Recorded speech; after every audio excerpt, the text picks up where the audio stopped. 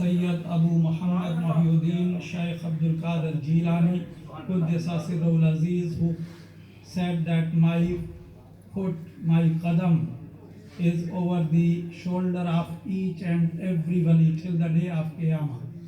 And when he was announcing this, then he was permitted by Allah subhanahu wa ta'ala, and Rasulullah sallallahu alaihi wasallam was showering blessing upon him. Subhanallah.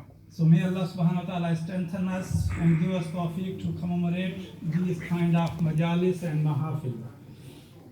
Alhamdulillahi Rabbil Alameen, wal aqibatu lil muttaqin, was salatu was salam ala rasulihin nabiyyil kareemil ameen.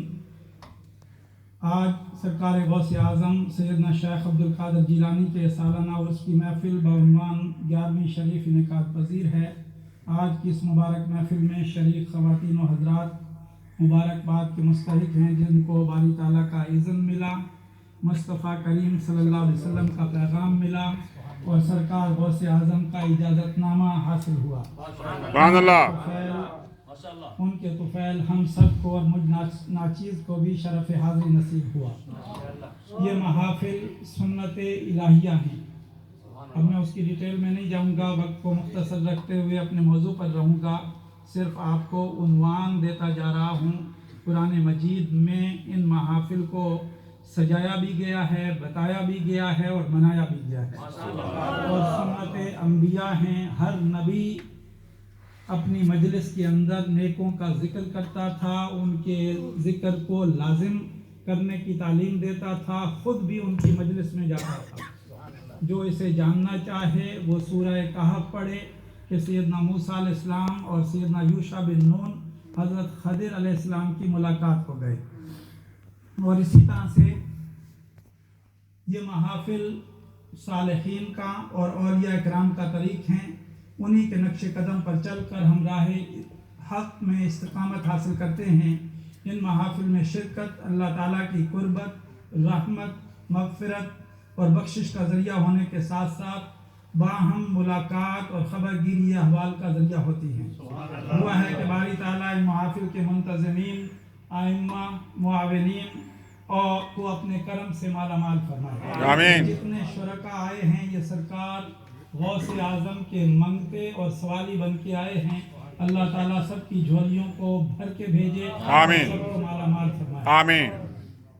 اور میں تو یوں کہوں گا کہ سرکار غوث اعظم نظر کرم خدا، میرا خالی کاسا بھر دو، میں فقیر ہوں تمہارا. سبحان اللہ. اور میراں بنے ہیں دولہا، شادی رچی ہوئی ہے، سب اولیاء براتی، کیا خوب ہے نظارہ. سبحان اللہ. اور یہ تیرا کرم ہے میراں جو بلا لیا ہے در پر، کہاں روسیا فریدی کہاں آستاں تمہارا.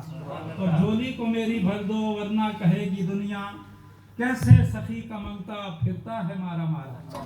تو آپ نے آج بہت اہم گفتگو بھی سماعت کی اور نعت نبی صلی اللہ علیہ وسلم اور منقبت پر آپ نے بہت کچھ حاصل کیا.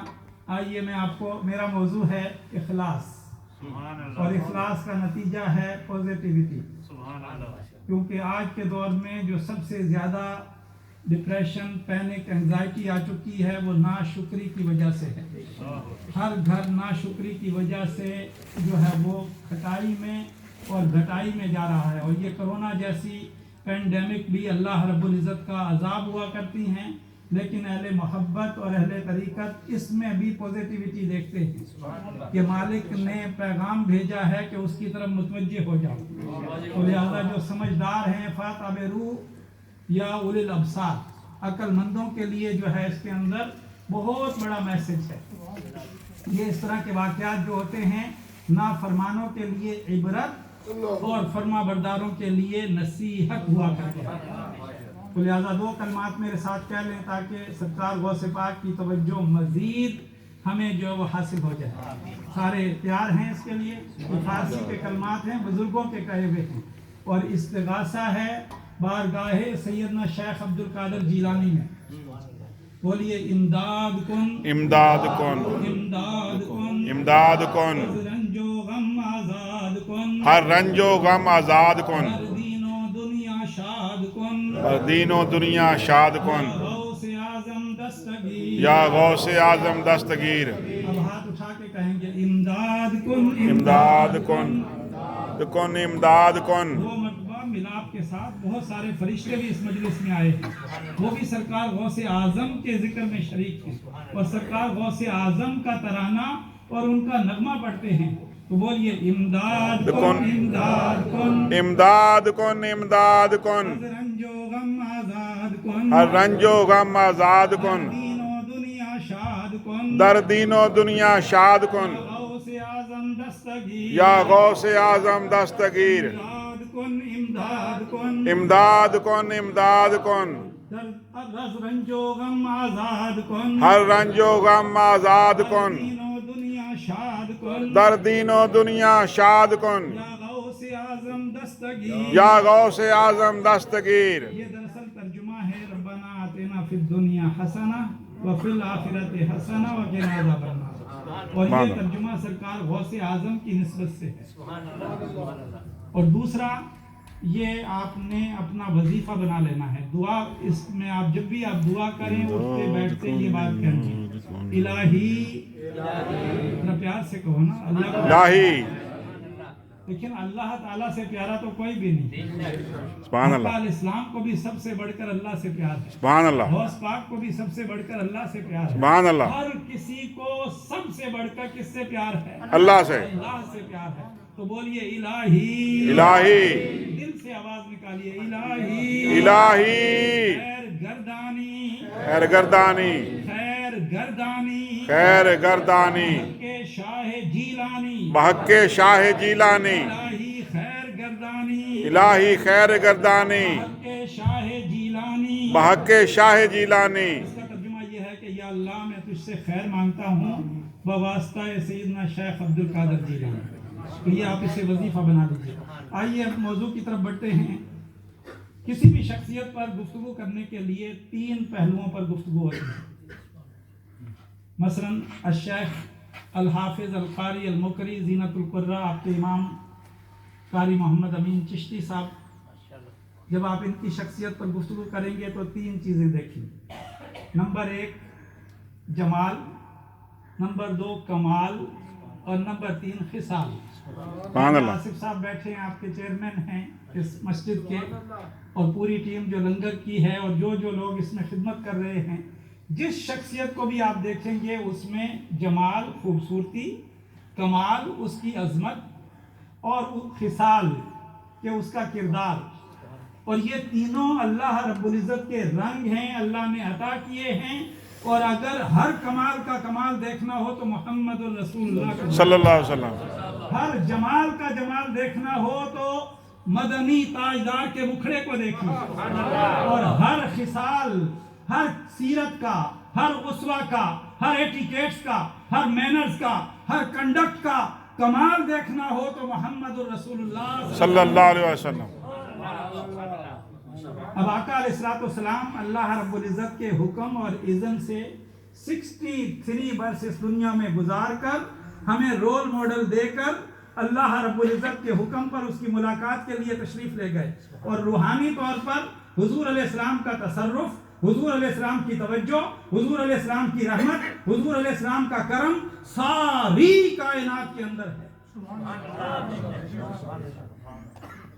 پہلے ہوتا یہ تھا کہ اگر ایک نبی کا زمانہ ختم ہو جاتا تو دوسرا نبی اسے ریپلیس کرتا تھا. اب رسول پاک صلی اللہ علیہ وسلم خاتم النبیین ہیں، نیا نبی تو کوئی نہیں آئے گا. لہذا رسول پاک صلی اللہ علیہ وآلہ وسلم کے فیضان کو اور دین کے ریوائیول کو، دین کی تجدید کے لیے اللہ رب العزت نے ارینجمنٹس کر دیے کہ اب شخصیات آئیں گی جو ہوں گی رسول پاک صلی اللہ علیہ وسلم کی فالوورز، حضور علیہ السلام کے میسج کو، مشن کو پوری دنیا تک پھیلائیں گی. اور جہاں جہاں اسلامک ویلیوز، ہیومن ویلیوز، جہاں جہاں عدل کی ویلیوز، محبت کی ویلیوز، مورل کی ویلیوز، ایٹیکیٹس اور ایتھکس کی ویلیوز ڈی مورال کر دی گئی ہوں گی، ڈی گریڈ کر دی گئی ہوں گی، وہ آ کر اپنے اسوہ سے، اپنے بیہیویئر سے، اپنے کنڈکٹ سے اور اپنی تعلیمات سے ان ویلیوز کو پھر سے اپ کر دیں گے.